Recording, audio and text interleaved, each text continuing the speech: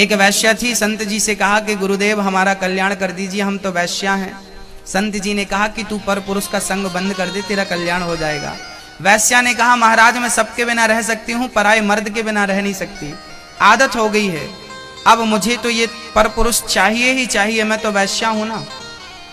तो संत जी ने कहा कोई बात नहीं, सूर्य अस्त के बाद जो पहला पुरुष तेरे पास आ जाए उसी को अपना पति मान करके सेवा करना। ठीक है। गुरु वचनों पर विश्वास किया गंडकी ने। जो भी पति सूर्य अस्त के बाद आता उसके पांव दबाना, सेवा करना, वैसा ही व्यवहार करना जैसे एक पत्नी अपने पति से करती है।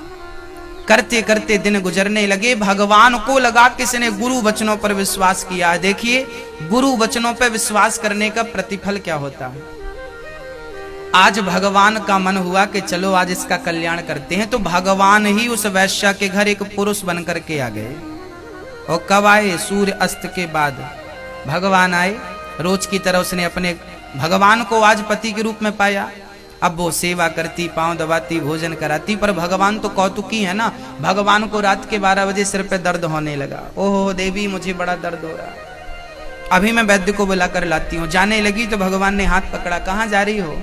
बोले वैद्य को बुलाने। भगवान बोले हम तेरे बिना मर जाएंगे, तू यहीं बैठ।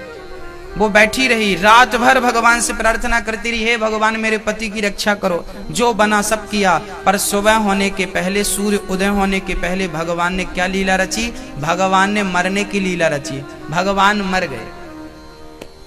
भगवान है, वो लीला कर रहे हैं, मर गए।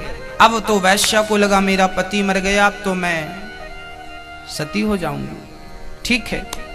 गांव वालों को खबर लगी कि कोई पराया पुरुष इसके घर पे मर गया है। गांव वालों ने कहा पता नहीं कहाँ का है, चलो हम ही इसका संस्कार कर देते हैं। तो अर्थी बनाई, अर्थी पे रखा, लोग ले जाने लगे। तो ये गंडकी और पांव में महार और चूड़ियां और मंगलसूत्र और मांग पूरा 16 श्रृंगार करके चल पड़ी पीछे पीछे। लोगों ने कहा कहाँ जा रही है? बोले पति के संग सती होने जा रही हूँ। लोगों ने बड़ी हंसी उड़ाई, लो वैश्या सती होने चली, ये भी सती होने चली। लोगों ने खूब हंसी उड़ाई, पर चलती गई। चिता पे रखा, लोगों ने आग लगानी चाहिए तो रोक दिया, खबरदार मेरे पति को कोई आग नहीं लगाएगा।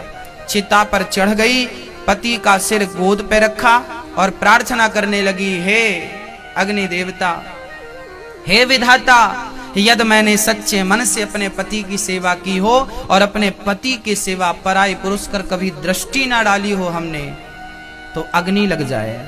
कहा कि चिता में आग लग गई, चिता जलने लगी, गांव वाले दंग रह गए। अब भगवान ने एक आंख खोली, देखा कि ये भाग तो नहीं रही है।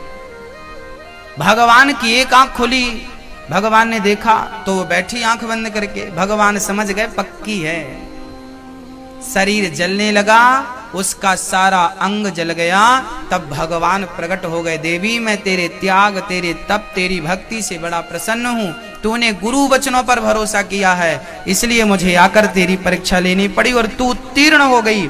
बोल क्या वरदान चाहती है? तब गंडकी ने कहा प्रभु आज मुझे जब आपका सिर मेरी गोद में आया ना, तो मुझे लगा कि आज मैंने दुनिया की सारी संपत्ति पाली। मेरी प्रार्थना है कि इसी तरह आपका सिर मेरी गोद पे बना रहे, बस मैं आपसे यही वरदान चाहती हूँ। ये कहते ही गंडकी की आंखों से आंसू निकलने लगे और वो गंडकी उसी समय पानी बनकर बह गई, वो नदी बनकर बह गई और भगवान सालिग्राम बनकर उसकी गोद में सदा सदा के लिए विराजमान हो गए।